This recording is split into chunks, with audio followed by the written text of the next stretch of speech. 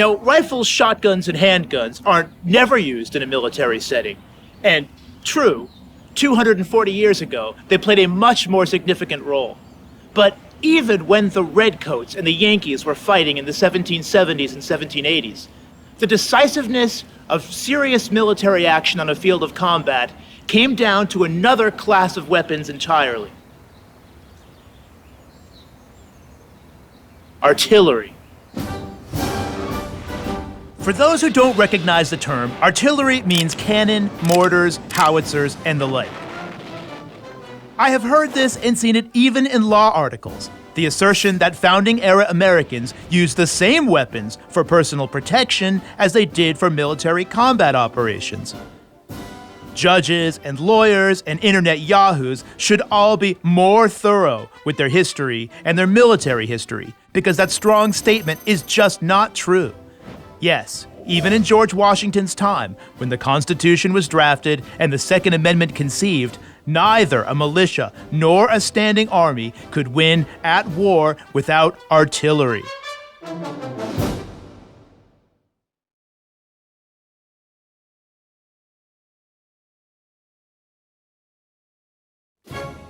That truth is why, for one example, in the winter of 1775 to 1776, General Henry Knox was willing to make such a logistically impossible, Herculean effort to capture and transport heavy weapons from Fort Ticonderoga in upstate New York. His crucial expedition went on to drag them, with boats and sleds, over 200 effectively roadless miles across snow-covered mountains. The game-changing artillery pieces were finally delivered to the Patriot Continental Army and the New England militia units who were facing the British, who had occupied Boston. When the British woke up to the fact that Washington had these cannon under his command, they evacuated. So, what is the point of all this? I mean, why are we even talking about artillery? Well, it's to demonstrate that even in the late 18th century, there were weapons that were potentially so destructive that possessing them and using them fell totally outside the bounds of an everyday American's rights to acquire property and obtain safety. Everyday Americans did not own artillery pieces and have them in their homes. Probate records and contemporary estate inventories confirm what we might otherwise chalk up to common sense. In fact, the exact same documents that prove early Americans kept a fair number of guns also prove they didn't keep and bear the kinds of weapons that were wielded exclusively by military forces. What this means is that even the minority of founding-era Americans who vocally pushed for something like the Second Amendment, and were themselves active members of the militia, respected a common-sense, uncrossable boundary between classes of weapons. That boundary is based on the power and potential destructiveness of those weapons. Certain deadly arms were appropriate for individual use, but others, they tacitly agreed, were weapons of war. Weapons that could and should only be trusted to public, state-authorized military establishments.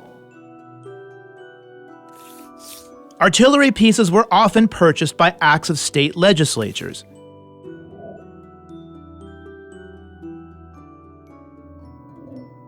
And the weapons were kept in facilities usually called state arsenals. For example, in the late 1790s, South Carolina kept arsenals in Charleston, Abbeville, Georgetown, and Beaufort. The arsenals were overseen by state employees, arsenal keepers, and gunpowder receivers. The arms inside them could be used only when authorized by duly elected or appointed officials.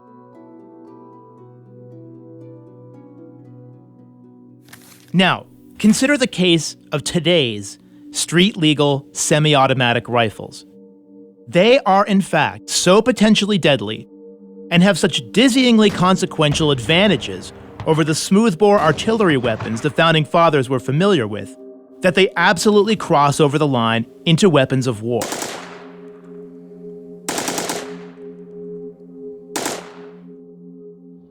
Let's take the example of a late 18th century, early 19th century 6-pounder cannon firing case shot, a kind of ordnance that was designed specifically for use against people, as opposed to, say, the reinforced walls of a fort.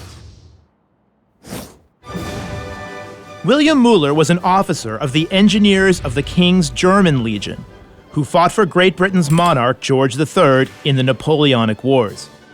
That's right, the same George III that Americans fought against in the Revolution was still kicking around decades later, fighting Napoleon. Müller conducted extended and meticulous tests of the artillery pieces and ordnance of his time.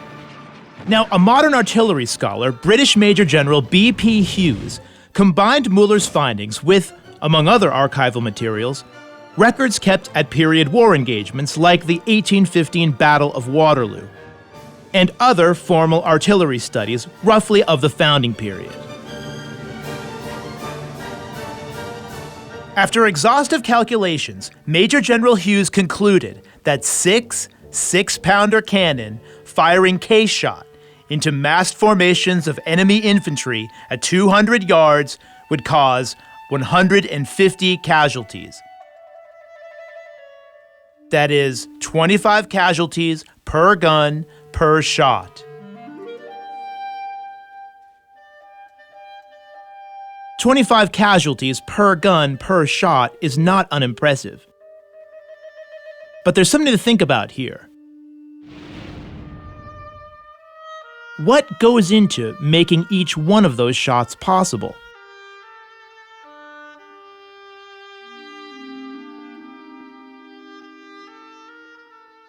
For starters, you had to have a team of horses and a driver for that team of horses to actually transport your artillery piece into combat. It required a great deal of time to place a cannon and elevate the muzzle properly so the weapon would have some chance of actually hitting its target. Every time the cannon fired, it would recoil back 4 to 6 feet, forcing the crew to muscle it back up onto a carefully prepared shooting platform to fire again. Every shot of a cannon created a massive white cloud of gunpowder smoke that was extremely challenging to see through until it cleared. The smoke often slowed, sometimes significantly, further offensive or defensive action. Plus, a 6-pounder cannon could only be operated for short periods of time. After a few rounds of firing, it would have to cool off, or face the serious possibility of exploding and maiming or killing its own crew.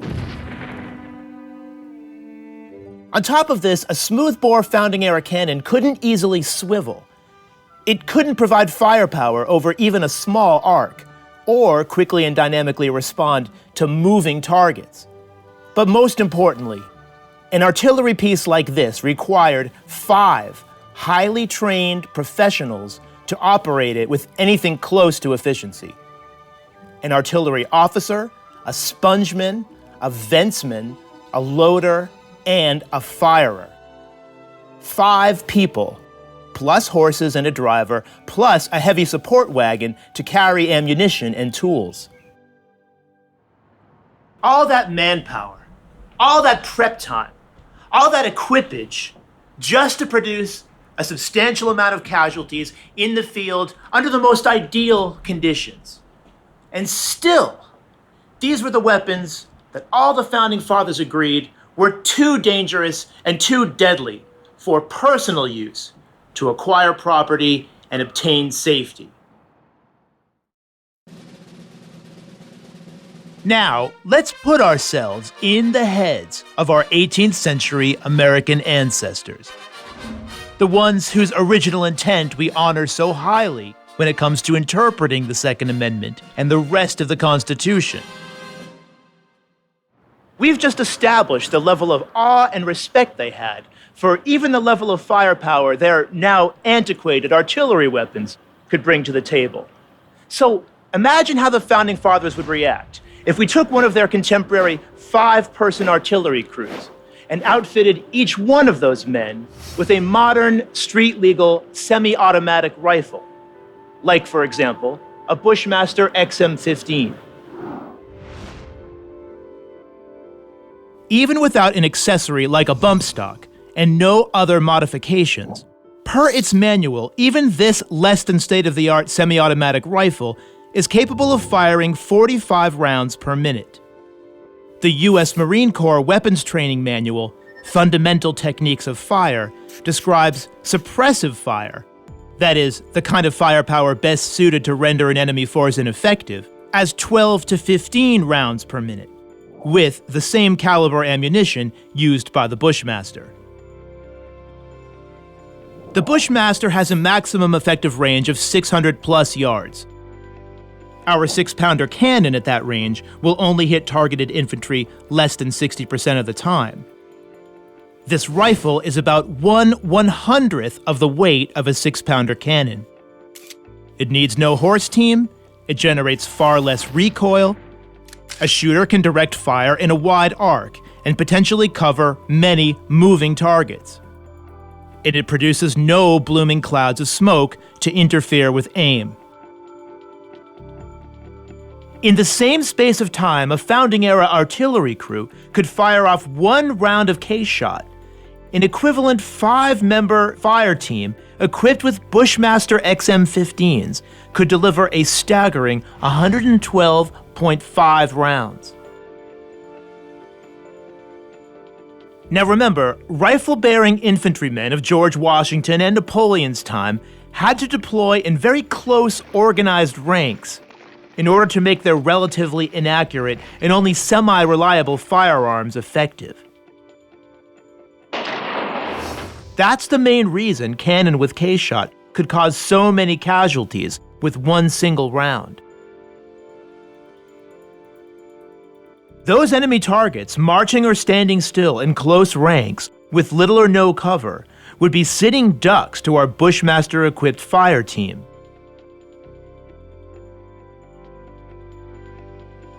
Five independent, fast-moving shooters enfilading those targets from multiple angles with 112.5 rounds over 30 seconds. Can there be any real question that they would inflict far more than 25 casualties? Even if only 1 in 4 rounds hit a target, that works out to 28 casualties.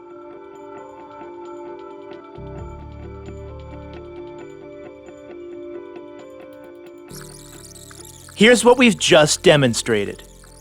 Pound for pound, modern semi-automatic weapons are actually more deadly than the military artillery known by the generation that wrote and ratified the Constitution and the Bill of Rights.